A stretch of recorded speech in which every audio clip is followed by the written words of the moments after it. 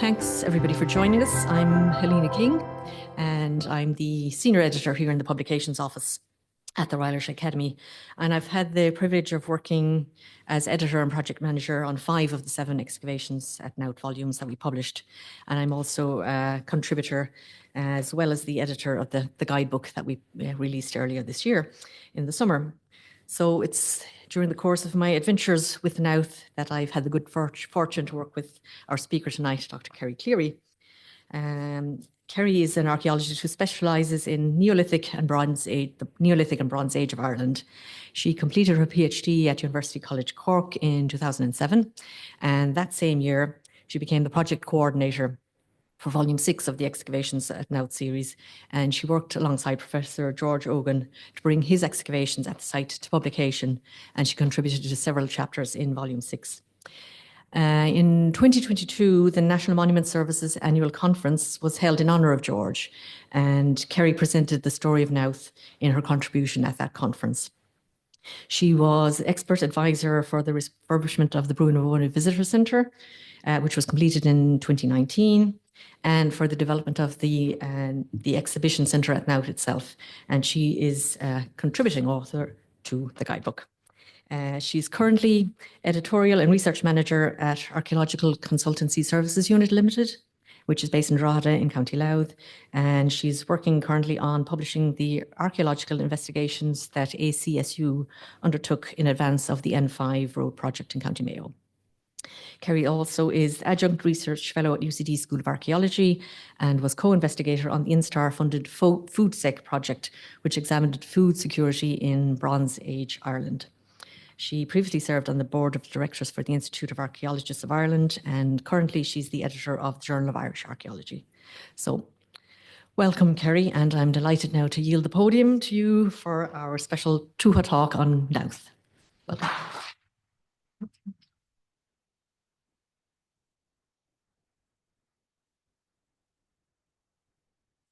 Great. Thank you very much, Helena. I think that made me sound an awful lot better and more professional than I actually am in reality, but I appreciate it. So I'm really delighted to be here with you all this evening and to talk about Knowth as part of the Tuatha Talks series in conjunction with the Royal Irish Academy. And this is, of course, very much to celebrate the Academy's recent publication, as you saw, the guidebook Knowth. And this is really a guide to the site that draws on essentially the results of nearly 40 years of seasonal excavations that were undertaken at the site under the direction of George Eogan, who Helena mentioned. And of course, George was Professor of Celtic Archaeology at University College Dublin. And the aim of the guidebook was very much to sort of bring those discoveries together with what you can actually see on site at Knowth today, and essentially how visitors to the site experience it as they sort of walk around and amongst the passage tombs. And I know traditionally talks, you sort of do your thanks and acknowledgements at the end, but actually it's more apt, I think, here to do it at the beginning. So I'm just one person in a very long line of people who've worked at Knowth, worked on material at Knowth, so many that I'd need about 5 or 6 slides to actually name everybody. So I've just included the list of people on this one, all the people who were my sort of co-conspirators on the guidebook. And I'd just like to acknowledge all of their work in what I'm presenting here today as well. Specifically Helena, who actually edited the whole volume, and Fidelma Slattery, who did all of the beautiful graphics. So I'm sure most of you will already be quite familiar and know this, but Knowth is, of course, located in the Bóinne World Heritage Property, which is, of course, in County Meath. And it encompasses nearly 800 hectares and surrounded by a buffer zone of about 2,500 more hectares. So it's a substantial landscape. And the largest mound at Knowth is one of the 3 great passage tombs or mega mounds that are within this property. And this is, of course, along with Dowth and the very famous Newgrange. And these monuments were built within this very distinctive bend on the River Bóinne. And this also landscape also contains the sort of discontinuous east-west shale ridge that's formed of 3 sort of summits or peaks. And it's on those peaks that the 3 mega mounds or 3 passage tombs sit. And hopefully you can kind of get a sense of that landscape from this LiDAR image, which you can just see here on the bottom of the screen. So it shows you that bend in the river and the distinctive sort of shale ridges. And although it's kind of maybe quite difficult for us to imagine today, very little was actually known about Knowth prior to about the 1940s. The passage and the chamber at Newgrange had, of course, been rediscovered as early as 1699. And while much was actually speculated about the large mound at Knowth, that it was probably a passage tomb, it wasn't actually confirmed. But it was very prominent on the landscape, as I said, on that shale ridge overlooking the river. And it had been of interest to very many antiquarians, particularly in the sort of 18th and 19th centuries. And in 1830s, John O'Donovan, who's of course known for the Ordnance Survey of Ireland, he noted in his letters that attempts had been made to discover a passage into the large mound, but that this was without any success. And although Knowth, along with Newgrange and Dowth, were afforded protection under the Ancient Monuments Act as early as 1882, the Great Mound at Knowth, along with about 1.5 acres of the land around it, they were actually only acquired by the state in 1939. And then just 2 years later, 1941, the then Professor of Celtic Archaeology at UCD, R.A.S. McAllister, acquired, in his own words, a long-desired permit to excavate at Knowth. And he used a grant from the Royal Irish Academy, which, again, in his own words, he deemed sufficient to defray the expenses for 3 weeks of work. And this was very much to look for an entrance into the mound. So McAllister, in his own words again, noted that no attempt has ever been made since the Norse piracy to enter Knowth. And of course, within this regard, he was referring to the stories that were prominent of Vikings or Norsemen who had apparently pillaged the 3 mounds in the Bóinne Valley in the 9th century AD, apparently guided by a renegade son of the King of Meath. So it was very much with this in mind that McAllister thought, I'll find the entrance. So he set off with quite a small team of local workmen and some prominent archaeologists. And these included people like Joseph Raftery and Michael Dignan from the National Museum of Ireland, Rachel and John Bromwich, Helen Rowe, Harold Leask, who was, of course, the first inspector of ancient monuments in Ireland, and Eston Evans of Queen's University, Belfast. And it was Evans who actually did this lovely little sketch that you can see on the screen. And he entitled this, R.A.S. Mac Goes Digging, July 1941 at Knowth. And this image was kindly shared with me by Fiona Eogan, who of course herself also participated in the subsequent excavations at Knowth that George led. And so while McAllister did not succeed in actually finding an entrance into the large mound, he did uncover a small passage tomb to the north of the site, which we now refer to as Tomb 14. He also uncovered an early medieval souterrain on top of the mound, and he exposed the outer faces of about 59 of the curbstones around the large mound. And of course, most of these were highly decorated with megalithic art. And because of this, the international importance of the site was immediately recognised by the team. And to be fair, it's a testament to McAllister that he published his findings very soon thereafter. And this was in the Proceedings of the Royal Irish Academy. And this included drawings of the carvings on 45 of the curbstones. And this represents some of the earliest known illustrations of the megalithic art at Knowth. And indeed, McAllister was also incredibly close to discovering the entrance into the West Tomb. He actually stopped his excavations at Ortsat 73, which is interesting because we now know, of course, that the entrance into that tomb is at curbstone 74. So he was literally one curbstone away from finding the entrance. He did actually intend to return to the site, but for various reasons that never happened. And if he did, we have to really think that the story that we would be telling about now today would be very different. And that's not to say that McAllister and his team didn't excavate and record the site to the standards of the day. But it was at a level in the 1940s, and the techniques had really improved quite dramatically by the time that George actually started beginning his excavations there at Knowth, which was essentially just over 20 years later. So George's investigations then, which began on the 18th of June, 1962. This was initially designed as a sort of a small research excavation, and it was essentially to answer some questions that George had, specifically about the chronology of passage tombs. And this was kind of queries that he had that had arisen from excavations that he had taken place at the nearby site, passage tomb site at Townley Hall, where George had dug. And we have to remember as well that at this time in the early 1960s, that these passage tombs were still largely considered to be Bronze Age in date. So the discoveries in those early seasons at Knowth, they quickly started to reveal very complex archaeology, multiple phases of use, lots of artifacts, and it was agreed quite quickly that the project should be redesigned as a very comprehensive long-term project. So as we've already seen with McAllister's excavation, the Academy were of course involved from the very beginning, and this was very much sort of because the work that George was undertaking was being financed by state grants, and these were being made available through the recommendation of the Academy's National Committee for Archaeology. And this really heralded the start of the longest running research excavation that's ever, as of yet, been undertaken in Ireland.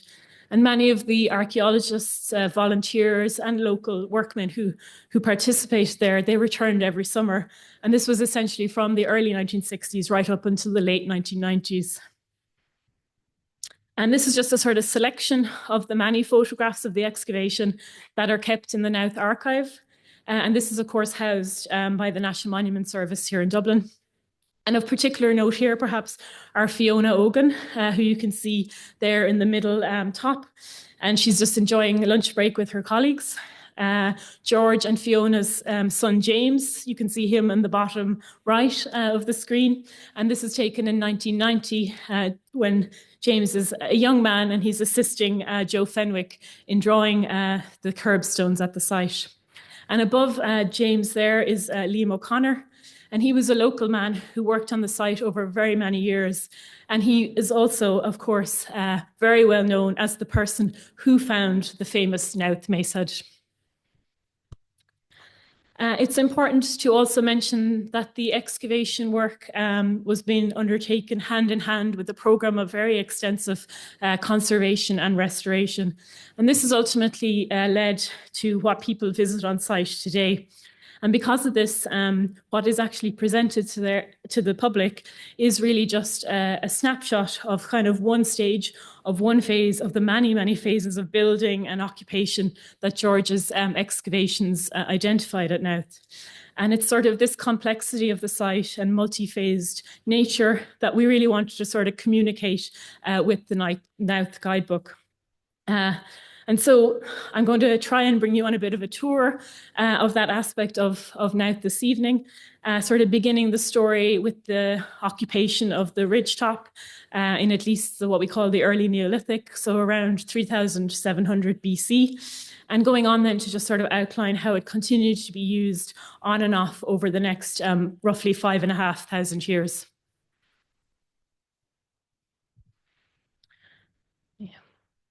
So while we've hints of what we call Mesolithic activity in the area, this is largely through things like small numbers of worked stone tools.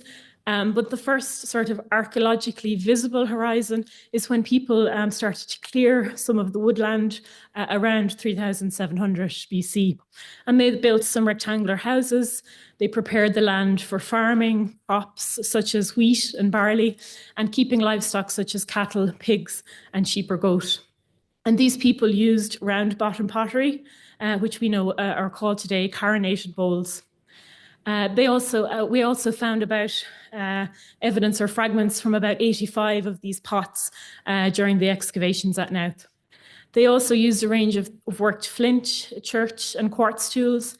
And these things included arrowheads, blades and scrapers, and tools that really have quite a range of uses, from things like hunting and perhaps self-defense to working things like wood and cleaning animal carcasses. So all very day-to-day activities. And this early occupation of the Shale Ridge at Knowth also represents at least 2 phases of settlement.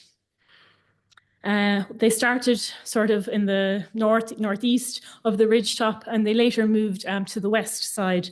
And this sort of second phase of occupation included 2 roughly concentric palisade trenches, which you can hopefully see here in the green on the west side. And although these were only partially survived, they appeared to enclose kind of patches of stone paving, pits, and concentrations of debris from flint knapping. So sometime around 3500 BC, the site appears to have been abandoned. Any of the remaining buildings were probably dismantled or left to decay or rot, and a layer of sod and grass developed over them again, suggesting that the site probably returned to land that was suitable for mixed farming. So 100 or so years later, probably around 3400, 3300 BC, the hilltop was selected again as a place very suitable to build passage tombs. And this perhaps began with maybe 1 or 2 smaller tombs, but ultimately it developed into this very large, elaborate building project. And this saw the sort of construction ultimately of at least 20 tombs, as in that's what survives today, but there may, of course, have been others. It's difficult to estimate how long it took to actually build this massive passage tomb cemetery, but given the quantities of materials that were required, from the vast number of structural stones to the mound material to the actual number of people that would have been needed, we have to assume that it must have been over several generations. And interestingly, when excavating the large mound itself at Knowth, some buttercup seeds and insect remains that were found in the sod layers led to the suggestion that the material may have, which of course would have been stripped from the land around the site, that it may have been harvested for use sometime between the late spring and late summer. And this might indicate perhaps that the tomb building was seasonal work, possibly being undertaken in the time between sowing and harvesting crops. We also know from scientifically dating the associated deposits of human remains that there was a peak of use at the site between about 3200 and 2900 BC. But before this, the site must have been a sort of very busy place of building, not to mention, of course, all the stones that also needed to be dressed and carved. So a lot of activity. And you can see here from one of Steve Dugan's artistic impressions that perhaps, that sense of the site being under construction. And eagle-eyed amongst you might also spot that the large mound was built in at least 2 stages in order to create that very large mega mound that we know today, and that is, of course, comparable in size to those at Dowth and Newgrange. And that's something that I'll come back to in a little bit. But I also want to mention about this phase from the excavations. They also found out that it coincided with the building of these sort of small circular post-built houses, or perhaps shelters. And these were associated with things like fireplaces, pits. And I think these probably represent the temporary camps of those that were actually building the tombs or perhaps visiting the site at the time.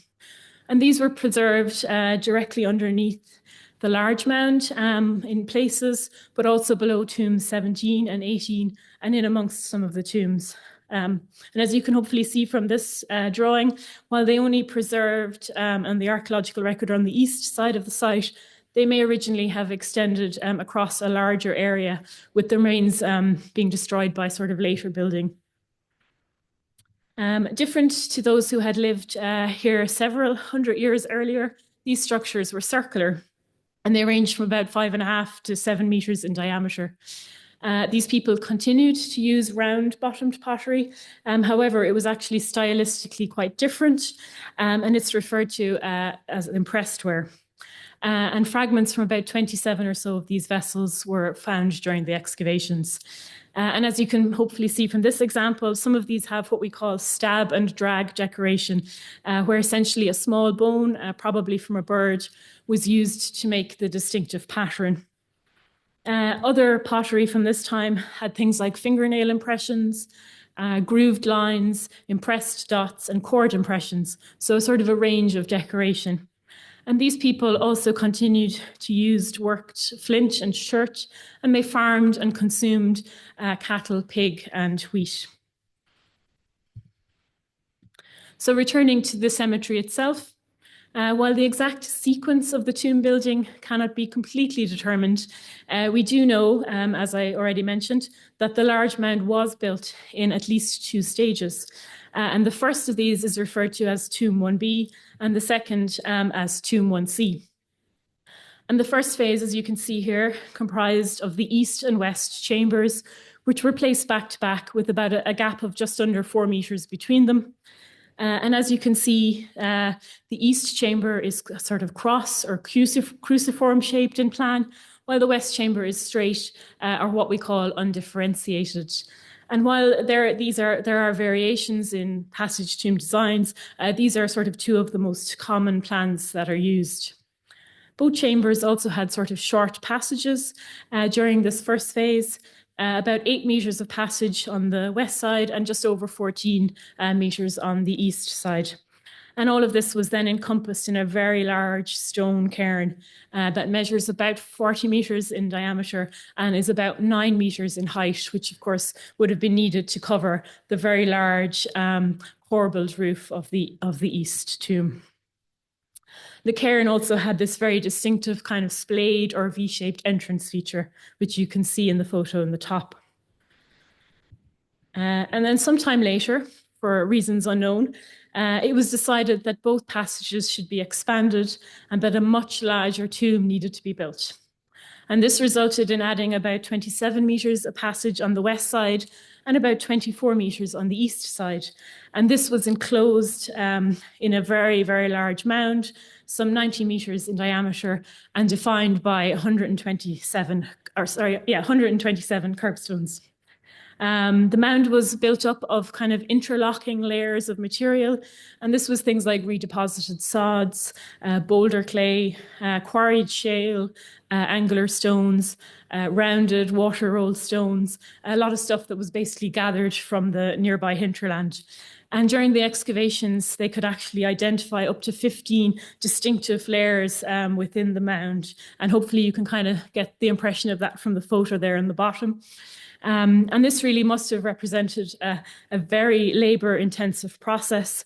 And it must have also, I think, been a very important part of the actual tomb building ritual as well. That it was important to place this material in these distinctive layers. Excavation also revealed that some of the smaller tombs both predated and postdated that very large mound, or Tomb 1C. For example, on the north side, the curb of the large mound actually was intentionally curved inwards slightly, and this was to avoid impacting that earlier Tomb 13. While just nearby, Tomb 16 was actually extensively remodeled at this time so that it could be kept in use. And this essentially involved them removing some of its curbstones and changing the orientation of the outer part of the passage so that they basically could create a new entrance and keep access into the chamber. And then we also know that nearby tombs 17 and 18 were most likely built towards the very end of the sequence of building. So when we combine these sort of spatial relationships between the tombs with over 60 radiocarbon dates that we got primarily on human bone, it can be suggested that the building project probably ran for a couple of 100 years. Certainly, as I mentioned already, modelling the dates on the bone indicates that the main use of the main use of the burial certainly occurred between 3200 and 2900 BC. So probably lasting for somewhere between 100 or 300 years. And of course, this means that human remains were being deposited within the tombs, spanning at least 3 to 5 generations, but potentially up to as many as 9 or 10 generations. So a long period of use and reuse. And again, just to bring you back there to Steve's representation of that building project in progress, you can see here, hopefully, the expansion of the large mound being underway, as well as hopefully the construction of Tomb 18, which is going on there in the foreground, and as well as the adjustments to the nearby Tomb 16. So a very active building site, probably with very limited health and safety. And at this point, again, the eagle-eyed amongst you might also be wondering why the large mound is called Tomb 1B and Tomb 1C. Where's 1A? And this was because George, when he started looking very closely at the megalithic art, he noticed that some of the stones appeared to represent reused or recycled stones. And this he referred to as Tomb 1A. And although it's unknown whether or not these stones all came from a single earlier tomb or multiple tombs, or indeed if they were originally perhaps even standing stones or brought from elsewhere to Knowth, they do form a very distinctive group. And they're represented by these sort of tight spiral and zigzag motifs. And these were largely confined to about 2/3 of the surface of the stones. Furthermore, when they were actually being reused, the art was often partially or wholly hidden from view. So many of them were, for example, used as capstones in the roofs, but they were turned upwards, so you would never see the art. And you can see a couple of examples here as well. With the stone on the left, hopefully you can make it out. This is a stone that was reused in the Western Passage. But if you can see at the very bottom, they actually essentially put the stone in upside down. So a lot of the actual very intricate carved spiral is actually buried in the ground. And then the example on the other side, on the right, is a roof corbel. And this is actually positioned right up at the very highest point of the corbelled roof in the east chamber. So essentially about 8 meters up. You barely see it today with modern light, so you certainly wouldn't have been able to see it in the Neolithic. And this piece also represents just part of a stone, so it was intentionally broken off of a larger stone. And as you probably already know, the megalithic art at Knowth incorporates a huge variety of symbols. But people that have studied this have divided it into sort of 7 categories. And you can see them here: circles, spirals, arcs or U motifs, radial lines, serpentiforms, zigzags or chevrons, and triangles or lozenges, along with things like cup marks and lines. The art itself, of course, was created through things like picking and incising. And picking was the most common technique, whereby the stone surface could have been picked with a very pointed stone, probably something quite hard like flint. And then some patterns or motifs were created by alternating between picked and unpicked areas. And you can hopefully see an example of that there with the triangles at the bottom, or chevrons at the bottom right. Incised lines were also used, and this is where they sort of cut into the surface with, again, quite a sharp or pointed stone tool. And this was often to sort of draw an outline where they would again come back and pick the area inside. And if you can see, it might not be clear to you, but there is also a bit of incision at on the bottom right there. Although no tools that can be specifically identified as having been used for carving the art were identified during the excavations at Knowth, it's quite likely that much of the work did actually take place on the site, with some of the stones certainly carved before they were built into the tombs. but other motifs were definitely carved over older patterns. And this likely took place within the tombs. So you can imagine that was happening with very low light and in very cramped conditions. And also, of course, the noise of picking or carving would have been quite loud within these confined areas. And the argument is that it could have also been quite rhythmic as they were working. The most commonly used and decorated stone type at Knowth is a variety of sandstone, which is known as greywacke. And when this is freshly exposed, the surface has a very attractive greenish colour that must have really made it favourable amongst the carvers. And this was very clear during the excavations when they were uncovering the stones. This blue-green colour of the greywacke was very clear. You can see it in a lot of the early photographs from the excavations. And it's also interesting to think about another aspect to the stones. A spread of greywacke flakes were discovered near the base of the mound around Tomb 16. And this suggests that at least some of those big structural stones were being dressed or prepared while they were actually set in place. So essentially being worked before they built the large mounds over them. It's also important, I think, to point out that Knowth has the largest collection of megalithic art from any passage tomb site across not only Ireland, but also Britain or Atlantic Europe. And indeed, of course, megalithic art was one of the 3 criteria under which the wider Bóinne was actually inscribed as a UNESCO World Heritage Site in 1993. And the large mound itself has just over 290 individual stones with carvings. And of course, many of these are actually decorated on more than one surface. And then there's another nearly 70 decorated stones from all of the small tombs, and a further 30 or so, which are kind of miscellaneous stones or portable objects. A comprehensive study of this megalithic art and its wider importance was published by the Academy in 2022. And this very much combined George's work with those of all the people that had worked on the art during the excavations, including experts like Mauricio Sullivan, but also with more recent surveys and studies that were undertaken by Elizabeth Shetuig and Ken Williams.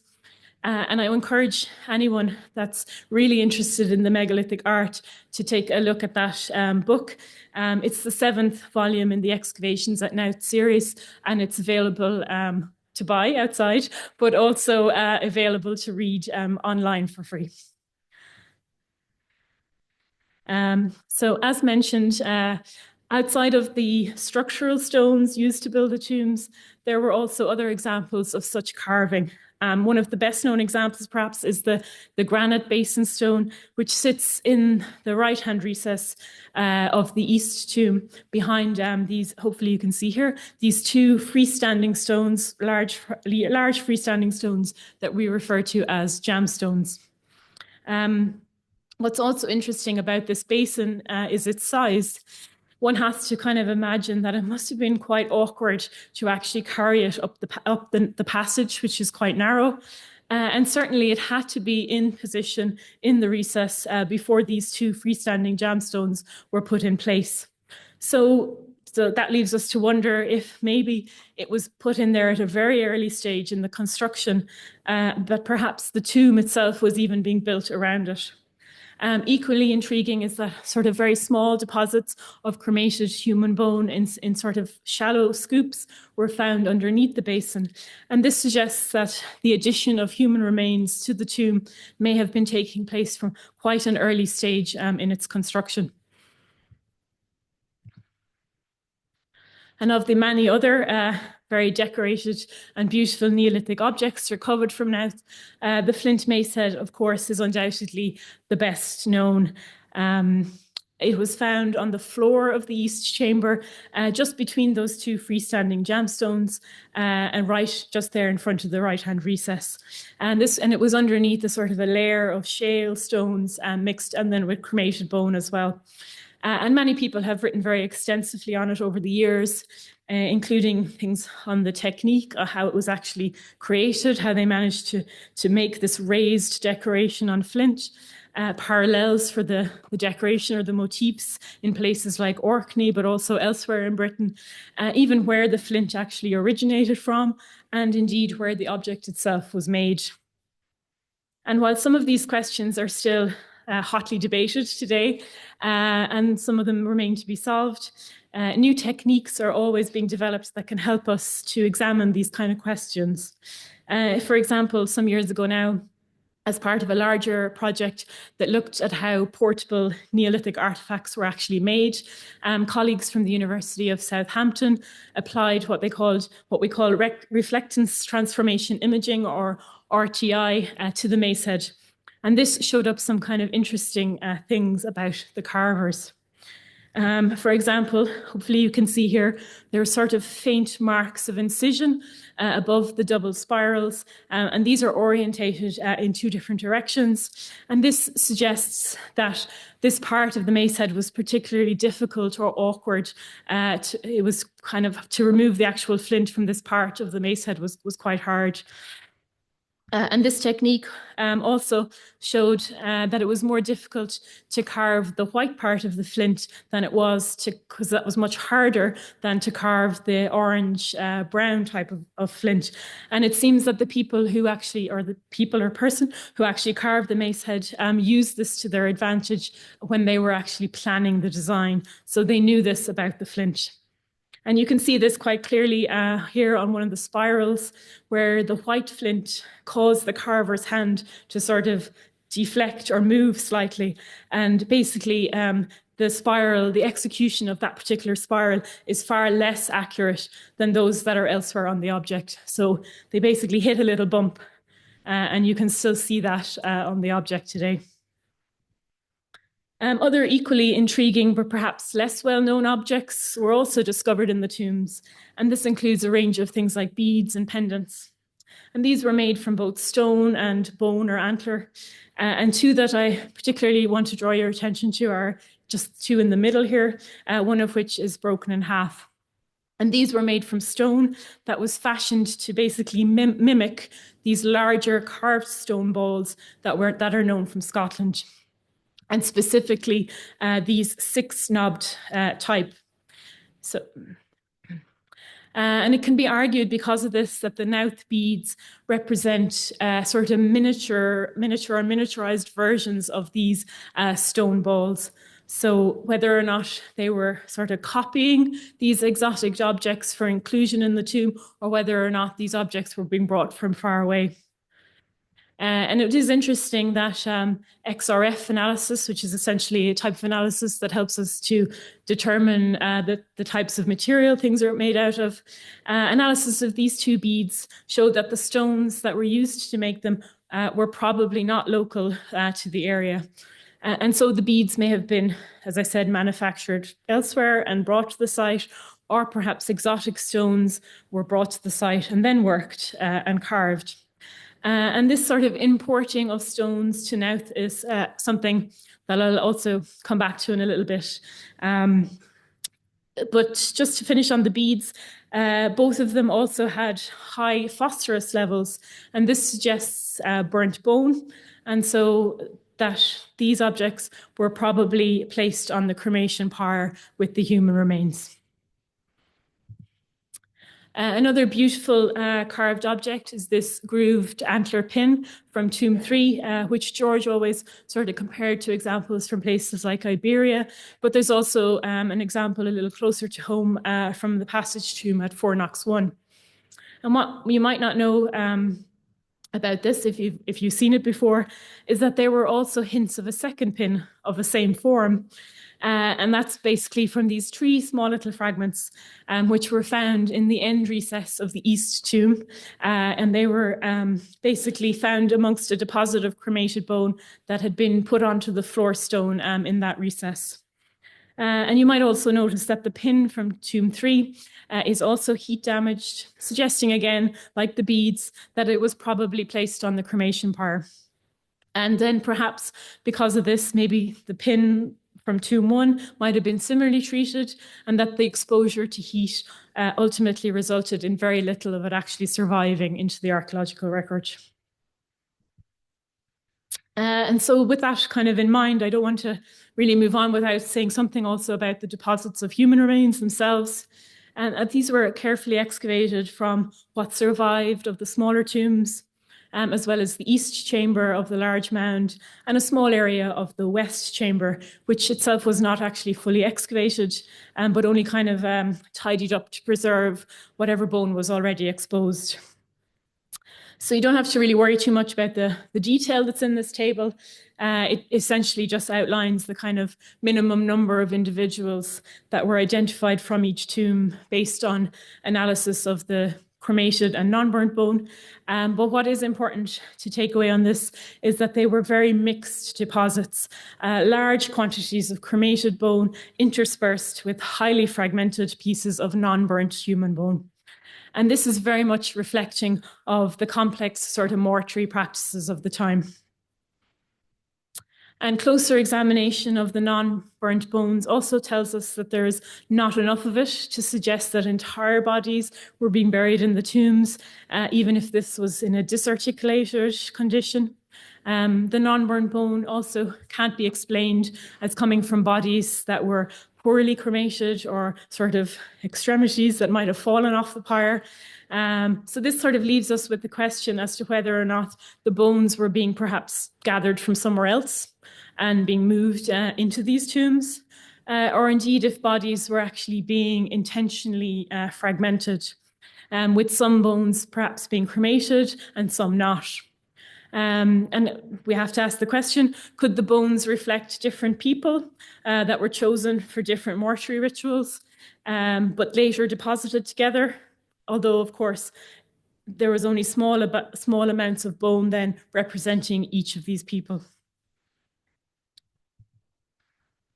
And indeed, recent reanalysis of old excavated burial assemblages from Carrowkeel in Sligo and Fornox in Meath has very much been looking at these kind of questions.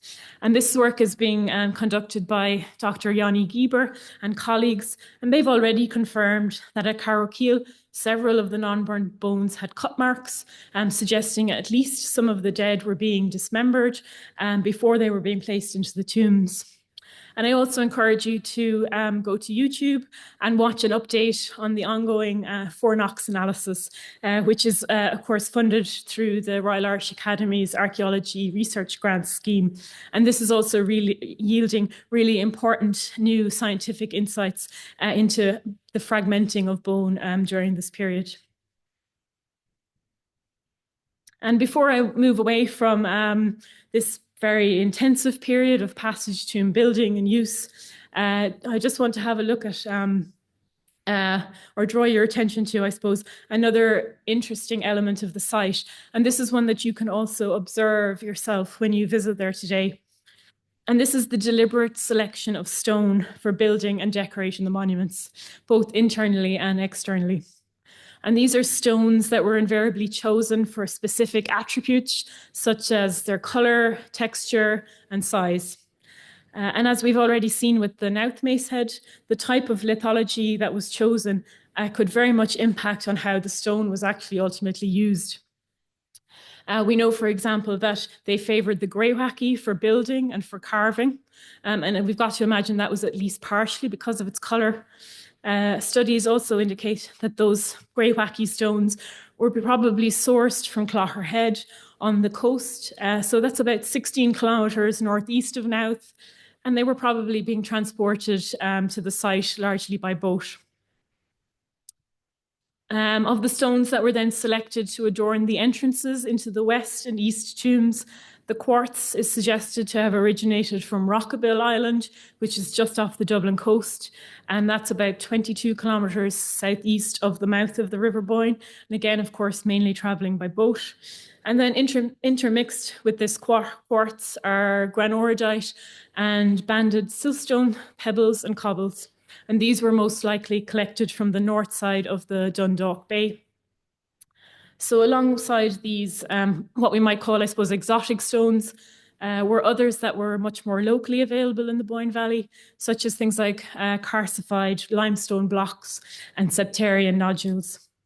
some of which appear to have been very much selected because of their natural arcs, which sort of mimics the megalithic art also. And the embellishment of the interior of the tombs, the exterior of the tombs, particularly the east and west entrances to Tomb 1, but also entrances to Tomb 4 and Tomb 16. And I suspect actually probably many of the other tombs, but that the embellishment just didn't survive. I think this tells us that the outside of these monuments was probably as important as the inside.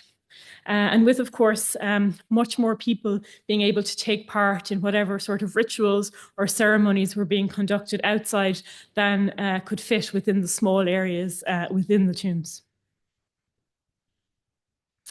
And moving on then another couple of hundred years into what we traditionally refer to as the late Neolithic, the Passage Tomb Cemetery at Knowth continued to remain a very important place on the landscape. And new rituals were incorporating a new style of pottery. And this was now flat-based and called grooved-ware. And this type of pottery had developed on Orkney Islands, perhaps a century or so earlier. So continuing that sort of Scottish connection. And this was now being added to some of the Knowth tombs, such as into the chamber of Tomb 6, where it was placed along with some cremated human bone. And as time went on, new ritual associated with this pottery style also included the addition of the timber circle, which was deliberately positioned outside the entrance to the large tomb, east entrance.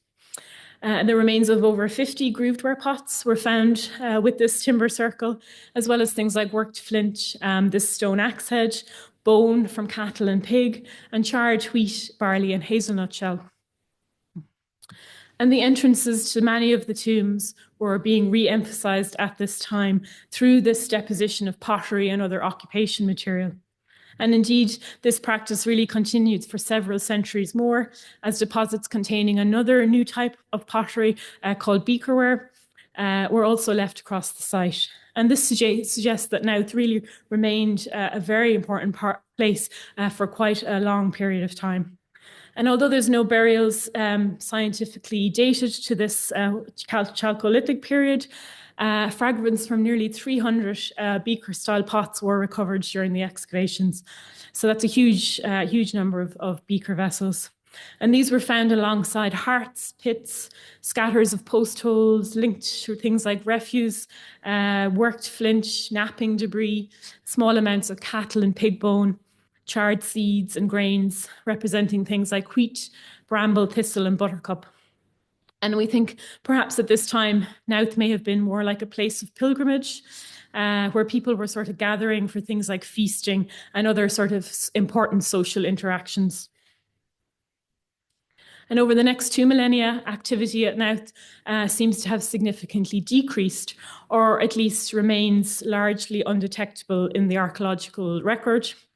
And it's therefore been speculated that the site may have returned to agricultural land during much of this time, perhaps for grazing livestock.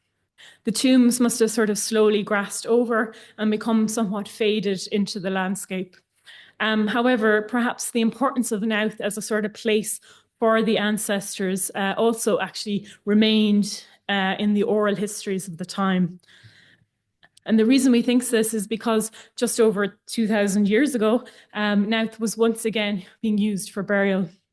At this time, at least 14, but possibly as many as 20 individuals were being placed in graves that were dug into the passage tomb mounds, as well as they being placed into the interiors of tombs 2, 9, and 15.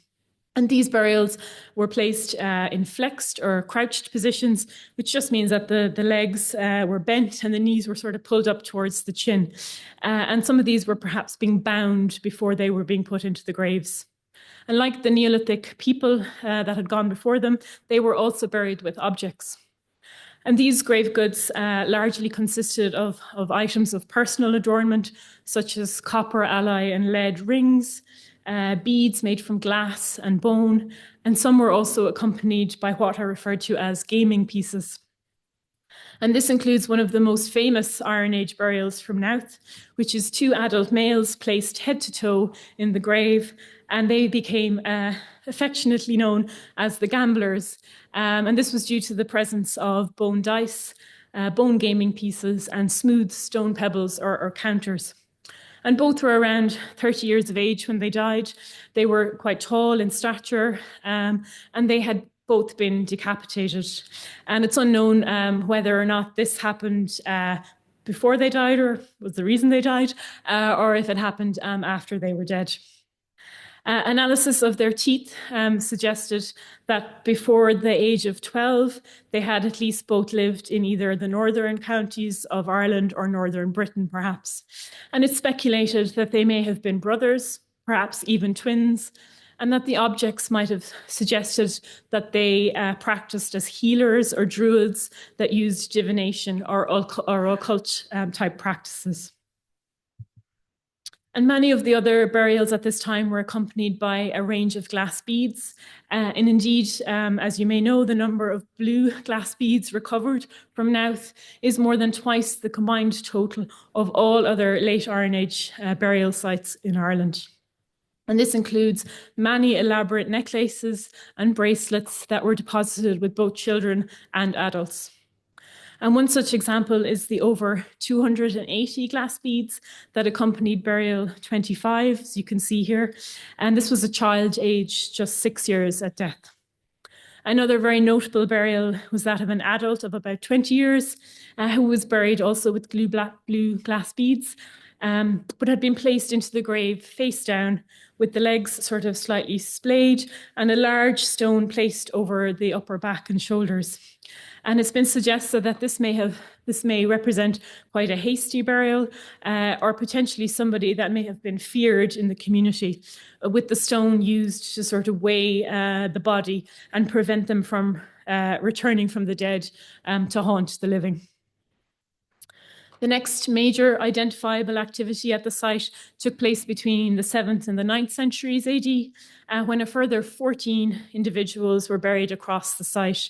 And this time they were extended inhumations, some placed in stone-lined graves, but all with their heads to the west, which is, of course, an identifiably Christian burial rite. And this time, all were adults or young adults, at least 15 years or older at the time of death, both male and female. And they did not include any grave goods, which of course was more commonly observed in Ireland at this time. And this period also saw the first definite evidence for the destruction and alteration of some of the earlier passage tombs. And this included adding ogham and insular script to some of the structural stones within the large passage tomb mound. Sometimes, and this was even on top of earlier megalithic art. So we wouldn't be too happy if somebody did that today. A study of these writings has shown that many don't really make sense, or at least don't make sense to our modern eye or our modern knowledge, but that they could be considered to be cryptic of the time. And this example on the bottom right that you can see here, this is found on the back of the left-hand recess of the East tomb, and it's thought to represent a personal name. And certainly whoever carved this graffiti must have crouched in the recess with possibly only a stone lamp or similar to provide a bit of light. And they were perhaps quite unknowingly standing on top of several layers of cremated human bone. During this period, the large mound was also converted into what's been termed a sort of double-ditched enclosure. And this is due to the digging of a large ditch at the very base of the mound, directly behind the curbstones. And then also another ditch about midway up on the mound, which is more like an L sort of shaped ditch. And this ultimately resulted in a sort of a stepped mound.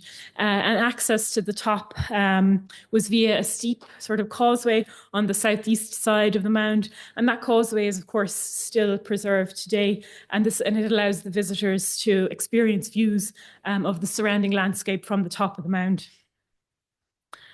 And it's likely that at this time, Knowth was a place of assembly for the kingdom of Brega, which of course stretched from the River Dee in Louth to the River Liffey in Dublin and westwards sort of beyond Kells and Athboy in Meath. And of course, it had Tara at its centre. And this kingdom was also subdivided with Knowth, the sort of ceremonial capital of North Brega. And it's been suggested that some of the burials around this time may actually represent this sort of royal lineage, with them essentially using Knowth to deliberately link themselves to this ancient place of the ancestors, or potentially sort of the other world. And this mythology around Knowth is probably best encapsulated in the Dinshanchas Éireann, which is a poem composed in the 11th or 12th century that details how the Great Mound got its name from Bua, the wife of Lug, who was a leader among the Tuatha Talks and father of Cuchulainn.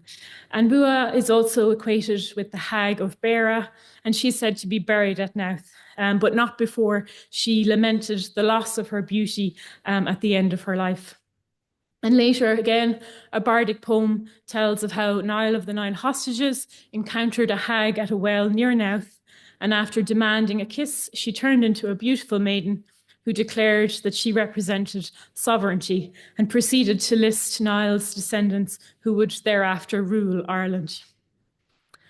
And certainly by the 10th century, Knowth was being transformed into a very impressive settlement, perhaps you could say fit for royalty. And this was because of the construction of up to 14 houses and 9 souterrains or underground passages. And this was also, there was these areas that were dedicated to things like iron smelting, bronze and gold working, manufacturing stone objects such as querns and spindle whorls, and working things like antler and bone to make things like combs. Several of the souterrains can still be seen at Knowth today, and these were linked to the houses and probably used to store things like food and personal items. Notably, some of the passage tombs themselves were also being reused as souterrains at this time. And in this photograph, you can sort of see how one of the souterrains is linked into the Neolithic passage tomb in the big mound.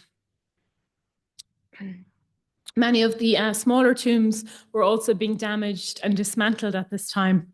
And we can see this through the reuse of stones with megalithic art, which were being built into these new houses and souterrains. The excavations also uncovered one of the richest collections of artefacts from a rural medieval site, really surpassed only by the urban excavations of the Hiberno-Norse towns of Dublin and Waterford. And indeed, Knowth was closely linked to Viking Dublin at this time. And this is very much seen in the rounded corners of some of the houses at Knowth, which very much echoes the Viking houses of Dublin, and also the many sort of Viking style or Viking type objects that were recovered during the excavations, such as this twisted copper bangle, the segmented gold foil beads, and the bell pendant, which are all very Viking stylistically. And activity at Knowth also continued in different forms for another 1,000 years beyond this. And I definitely don't have time to go into that. So these changes and alterations to the passage tomb, they coincided with things like the arrival of the Cistercians in the 12th century, the use of the large mound as an enclosed farmyard in the 14th century, the building of farm labourers' houses in the 17th and 18th centuries, as well as the construction of a farmhouse and buildings across the road from the site in the later 19th century. And of course, the latter building would ultimately become an exhibition space in which the story of Knowth is, of course, now told. So ending then, I just want to say that the excavations, surveys and research that have been conducted at Knowth since George first started working there in 1962 has really just unbelievable, unprecedented 6 millennia of ritual and settlement. And sort of to reiterate, I suppose, what I said at the beginning, a reflection of this is this complexity and multi-period nature of the site is the over 100 named contributors and experts that appear in the over 3,500 pages across the 7 volumes that have been published by the Royal Irish Academy. And all of which, as I said already, are also freely available to read online through the Digital Repository of Ireland, or, of course, If you fancy a slightly less weighty word count or page count, you can, of course, also pick up a copy of the new guide. And just to not let the moment go without acknowledging that the third anniversary of George's death was this Monday just gone. And I know that he would have actually really loved this occasion. He loved an occasion, especially in the Academy. And he would have loved this in particular, if for no other reason than he could have sit in the audience and ask me the difficult questions. Thank you.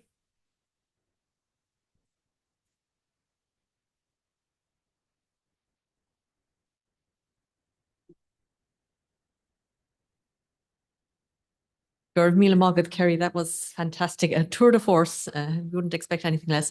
Could I ask you maybe to take a seat over here now at this point, and I'll, for the next stage, because we're not quite finished for the evening yet, and I invite Neil Jackman to come and join you as well. Neil, if you wouldn't mind. We're delighted to have partnered with Tuatha for tonight's event. Tuatha, for those of you who are not aware of it, it's a membership community that connects people to the monuments, landscapes, and stories of Ireland and to each other. Tuatha provides reliable, in-depth knowledge to its members through articles, courses, and tours, which are led by a team of award-winning archaeologists and through collaboration with internationally renowned experts. And there are also monthly Tuatha Talks, of which this is one. And those are aimed at helping members to develop a deeper understanding of Ireland's archaeology, history, and heritage. Now, Neil Jackman, who's joining us, he's the founder of Tuatha. He's worked in Irish archaeology for 25 years and has directed excavations at a number of sites, from the beautifully preserved early medieval mill at Kilbegley, which is near Ballinasloe, to the Neolithic passage tomb at the Hellfire Club in the Dublin Mountains. Neil's main focus is on public engagement with the past. He has authored popular guidebooks to the Wild Atlantic Way and to Ireland's ancient East. He co-founded Abertha Heritage in 2012. He has taken part in community archaeology schemes such as the Adopt a Monument scheme with the Heritage Council, Know Your 5K, the Dublin Mountains Community Archaeology Project, Instar research projects, and other projects that centre around helping people to connect with Ireland's archaeology.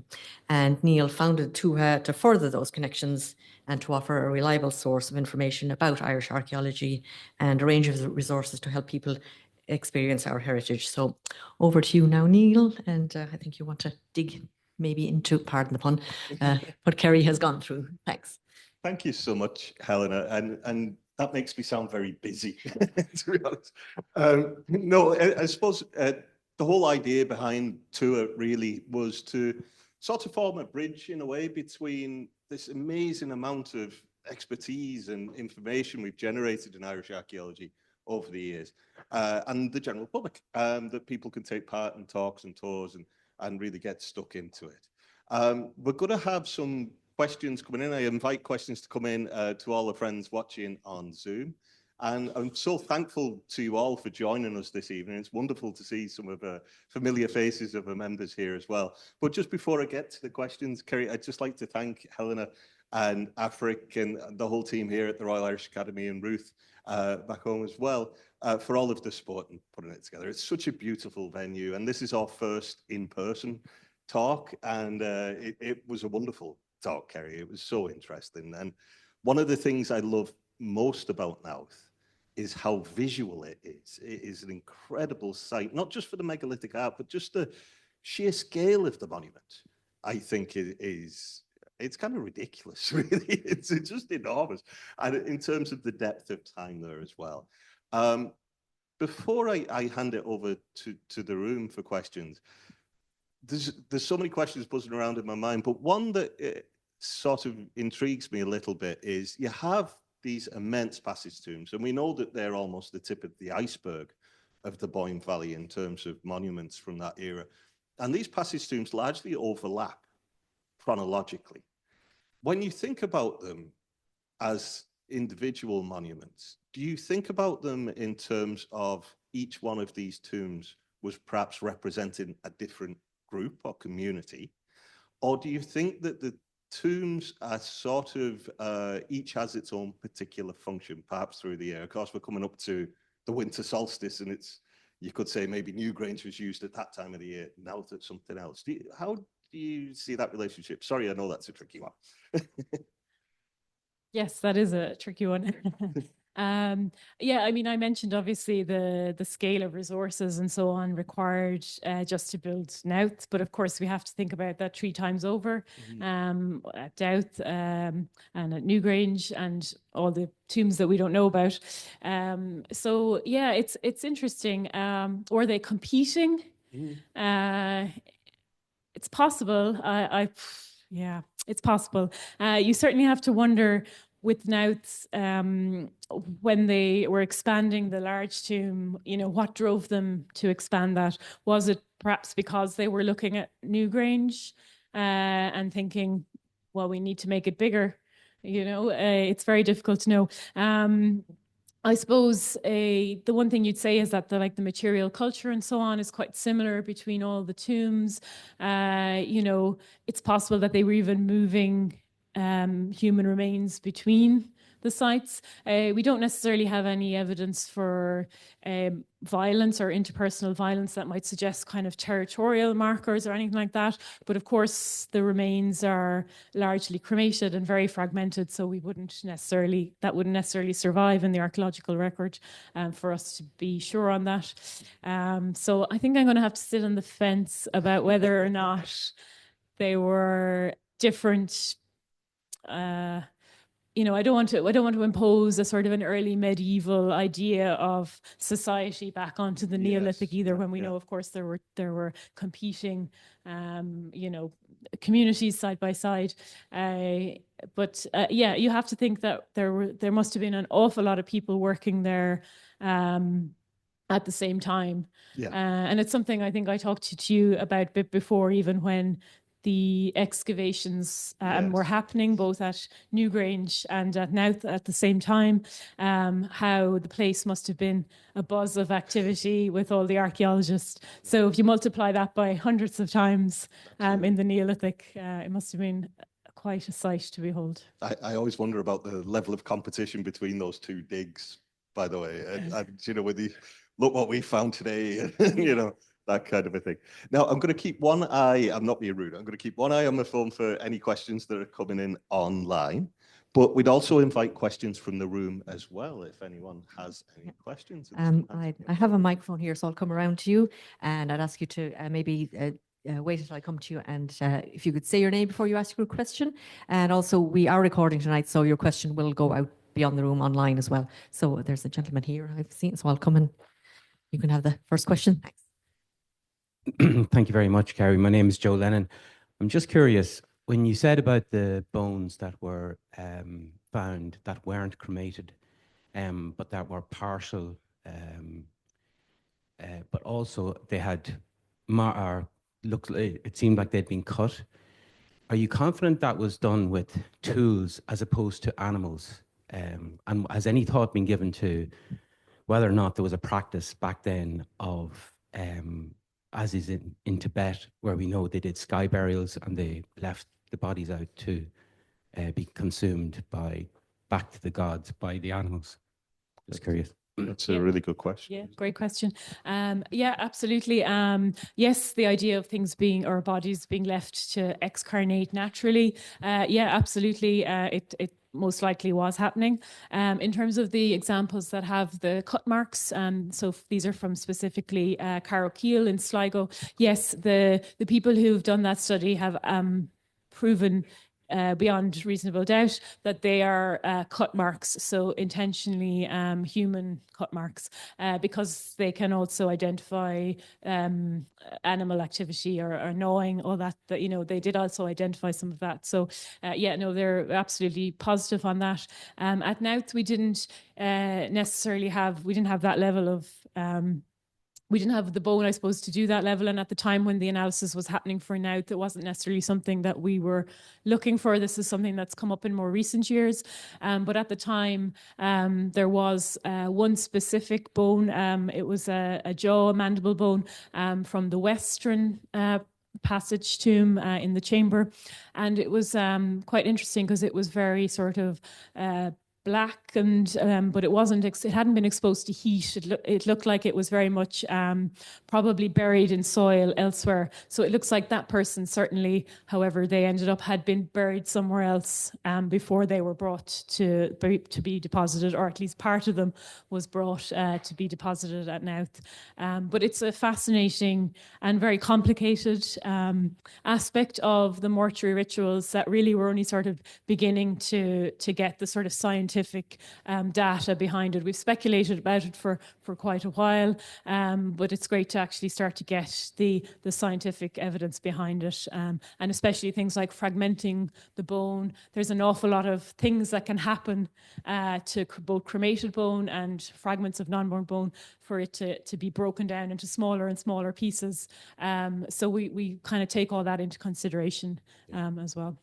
And I had the opportunity to actually talk to the team behind the Kerri Cleary study on the podcast on Amplify Archaeology, and they mentioned that it wasn't, the cut marks showed a high degree of knowledge and skill and specialization, that it was incredibly neatly done, for want of a better word, that it wasn't kind of, you know, a sort of rough hack up kind of a job. It was very, very carefully done to dismember very cleanly.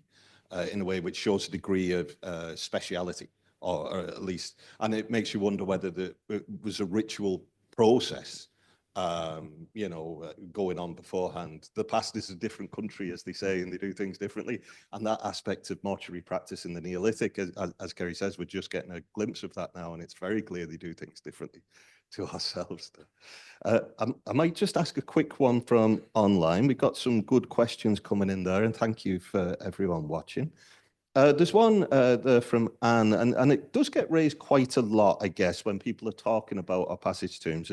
What weight does Irish archaeology give to the theory that these tombs are astronomical observatories at Eogan?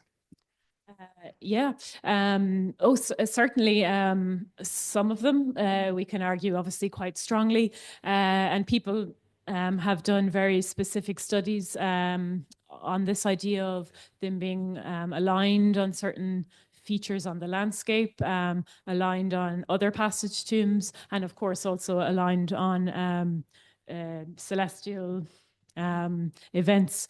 Knowth is kind of an interesting one because for a long time it was actually thought that it was aligned, but work was done to sort of dispel that myth. And it was interesting, I suppose, because the thing that we had to think about with Knowth especially was, well, you know, when they extended the large mound, you know, was that because they wanted to create some kind of link to like Newgrange? Did it want to mimic a bit? But it doesn't seem to have been the case at Knowth. The one thing you would say there is that shadow casting is actually part of the, well, from what we think, it's shadow casting is probably an important part, whereby the way the sun was moving around the monument, there are these two large sort of standing stones placed outside both the east and west entrances, and at specific times these would cast very distinctive shadows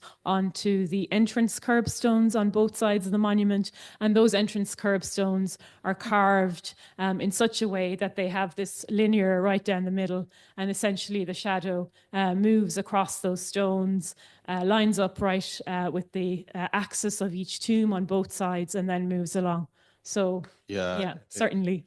It's a high degree of skill and knowledge, and even some of the megalithic art, like the picture behind us, you know, people have speculated perhaps represents some movement of the sun and so on. Yeah, so I should say the decoration on the basin stone is also one of the examples where they reckon it is kind of sun, moon related decoration and other objects. Yeah, it's clearly an important aspect of the tombs for sure. I have one question here, and then we might take another online after that. Yeah, that's perfect. Thank you, Nick Twist. Thank you for a fascinating expose. You mentioned the mounds being possibly the tip of an iceberg. I wonder to what extent has aerial, including drone photography, identified sites for future excavation and exploration? Thank you. Question. Yeah, I mean, absolutely. You may be familiar with the drought summer in 2018, when obviously an awful lot of new and exciting things were found in the Bóinne Valley from drone photography. And there's also been the whole area of Bóinne has been extensively surveyed, LiDAR survey, drone survey, and a lot of new monument sites with no above ground representation at all, maybe a few lumps and bumps, but very little have been found. So in terms of, like, there's absolutely a wealth of sites there to still be explored, and they will probably be for many future generations rather than us. Absolutely. The Bóinne Valley's ridiculous, but it really is for the amount of archaeology. There's a gentleman at the back, actually, his hand up, I think. And I just have one short one online. Just two questions there for you. My original concept of this story is that over in Mayo, previous to 3,200, there was a group of people that had DNA on them. And they came across to Newgrange, and that incestuous relationship happened and the birth, and then they went back to Princess Grange in Sligo, where Kerri was, after the event. So I'm taking that to be around 3,200 in the DNA. Now, I don't know if you have or have come across any DNA in Knowth, or if there's a possibility that there might be available some coming up, and if so, can we get a link to another site anywhere else? But the next part of the question was, after 3,200, you say around 3050 to 2900, there's blue dots on the landscape of Knowth inside the tomb and outside the tomb area. And I'm wondering, is there any pottery found with that group of people? If there was, what type is it? And if there wasn't, why do you think there was no pottery found? Well, maybe if we look at the ancient DNA aspect first, that's kind of a new tool to some degree being used in archaeology. There's some terrific work been done. Dr. Lara Cassidy and others are looking at that at the moment, and that's very much an evolving story. To your knowledge, is now kind of included? It needs a particular amount of bone to be left. Do you know if that's been looked at for Knowth as such at this point? As far as I'm aware, Knowth hasn't been yet included in the DNA studies. Obviously, the bone there is quite fragmented as well. You know, and I suppose we have to digest the information that we've already got from the DNA stuff before, I suppose, we need to look. You know, it's a destructive process, obviously, so we have to go into doing that kind of analysis with a very strong kind of research question as well as anything else. Yes. So Knowth, no DNA from Knowth yet, but maybe again in the future. No, absolutely. As you say, it is kind of there's a lot of work being done on it at the moment. It's an evolving story, and it's what's really important about some of the work that's been carried out at Kerri that we mentioned earlier and so on, is that these are very historic collections of excavated material that was excavated decades and decades ago. Everything from Knowth is still going to be open to research in the future. So although the questions might not be able to be answered right at this moment, hopefully there might be opportunity to do that in the future as these techniques improve and we get a higher degree of resolution. There was quite a specific point there about pottery being found. Yeah, sorry, I wasn't sure what period of time did you say? Oh, yeah. Inside and then outside.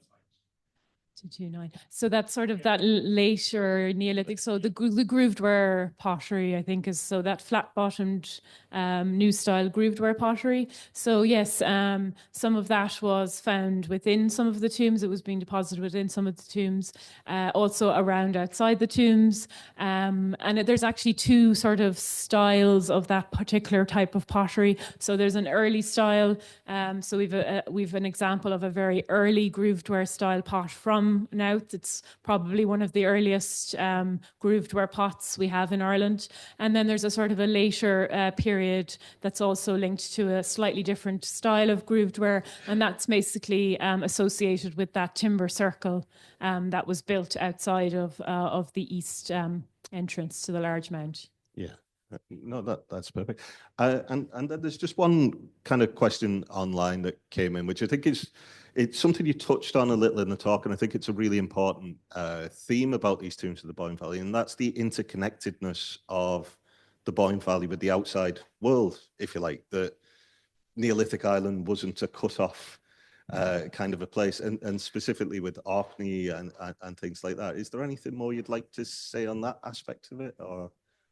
Yeah, I suppose like the connections with Scotland, across Scotland, Orkney have obviously long been proposed. For a long time, the Meath head, of course, is believed to have been Scottish flint, although we can't actually say that for definite.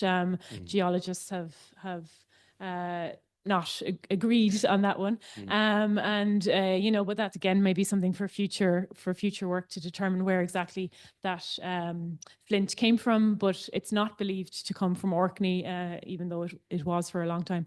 But now it's not. Those connections, it's really interesting, I suppose, because when we think about traveling by boat, boats is perhaps one of the things that we're still missing from the archaeological record as to how they were actually doing a lot of this travel. We do have obviously logboats, and we have boats that were very suitable for river travel, but for sea travel, we're still maybe missing one or two links there. There was a nice boat found, I think it was Gormanstown, so not far off the coast of quite close to the Bóinne, to the mouth of the Bóinne, and that just date to a similar sort of period. So that's a possible example of a boat that could have at least been traveling along the coast, but whether or not it would have been robust enough to make it to Scotland.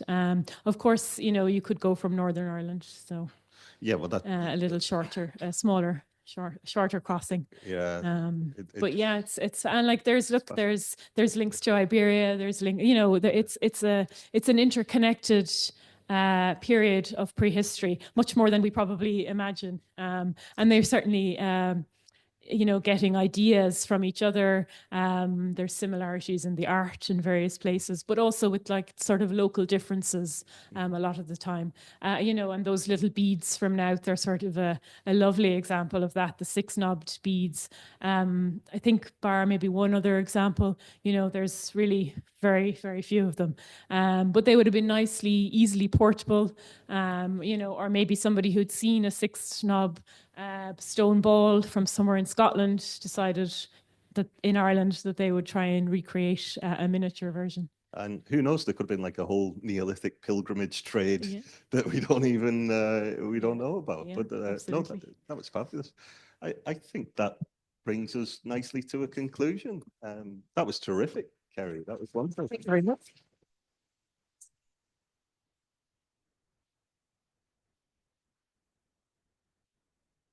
So thanks, Neil, and thanks again, Kerri. I think it's been an absolutely wonderful evening, and delighted to have had you here.